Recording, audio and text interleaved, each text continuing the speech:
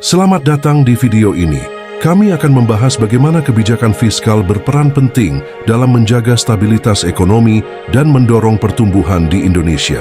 Kami akan membahas bagaimana kebijakan fiskal digunakan untuk mengatasi tantangan ekonomi global dan domestik. Video ini dibuat oleh kelompok 1 yang terdiri dari Ayu Meli, Siti Nailah, Intan Nur Aulia, Nasyila Nadine, Naila Zaski Putri, Bergita Ginting, dan Elsa Laurensa. Kita bakal bahas kebijakan fiskal yang berhubungan banget dengan stabilitas dan pertumbuhan ekonomi di Indonesia. Jadi apa sih kebijakan fiskal itu?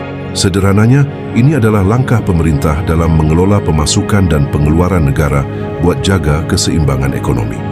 Di Indonesia, tantangan utama sekarang adalah bagaimana mempertahankan penerimaan pajak yang masih jauh dari target di tengah kebutuhan belanja negara yang terus meningkat.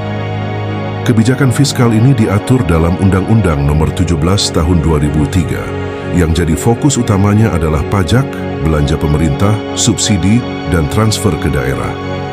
Tujuan utamanya jelas, yaitu menjaga kestabilan ekonomi, mengurangi inflasi, dan tentu saja mendorong pertumbuhan ekonomi Indonesia. Nah, kebijakan fiskal ini berperan besar dalam menjaga stabilitas ekonomi, apalagi di saat-saat krisis atau inflasi.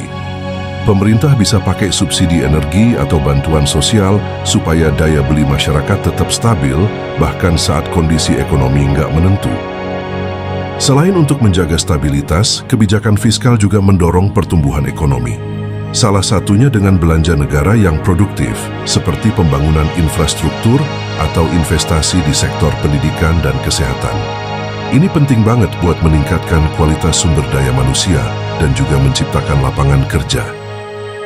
Tapi, meskipun kebijakan fiskal sudah cukup efektif dalam menjaga ekonomi, tentu masih ada tantangan besar.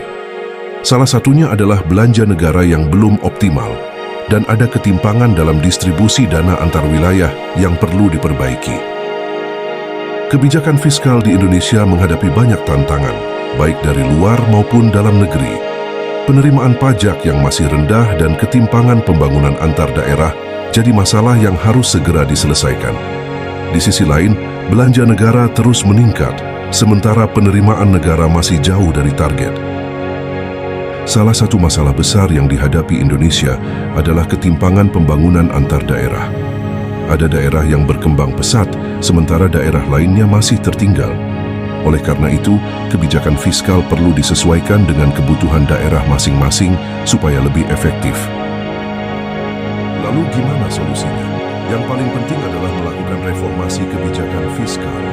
Ini termasuk perbaikan distribusi dana ke daerah, memperkuat pendapatan asli daerah, PAD, dan memberikan insentif berbasis kinerja. Pemerintah daerah juga harus diberi ruang lebih untuk mengelola dan mengoptimalkan aset mereka.